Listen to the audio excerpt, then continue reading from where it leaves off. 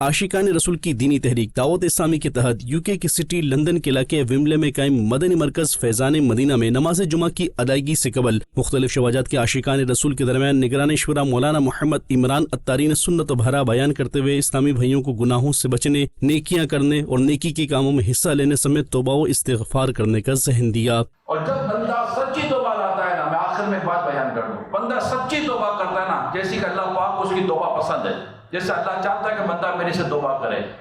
بندہ سچی توبہ کرتا ہے جو اس کو اللہ پسند فرماتا ہے۔ قرآن میں حدیث میں جس توبہ کا ذکر آیا، میرے پیارے اسلامی بھائیوں یاد رکھیے، اس وقت ویمبلے میں ماشاءاللہ دعوت اسلامی نے مدنی مرکز کی جگہ لی ہے، ہم اس میں جمعہ کی نماز یوکے میں ویمبلے میں ہم ادا کر رہے ہیں، اور اس کی لاسٹ مومنٹ ہے میرے بیان کی، ایک یاد رکھیں ایسی توبہ جس کا میں اس کا ذکر کر رہا ہوں، توبۃ النصوح، اللہ پاک کی رحمت اس کے گناہوں کو نیکیوں میں بدل دی۔ سبحان اللہ، جے میں ویکھا عملہ ولے کچھ نہیں میرے پلے، جے میں ویکھا عملہ ولے کچھ نہیں میرے پلے، جے میں ویکھا رحمت رب دی بلے بلے بلے۔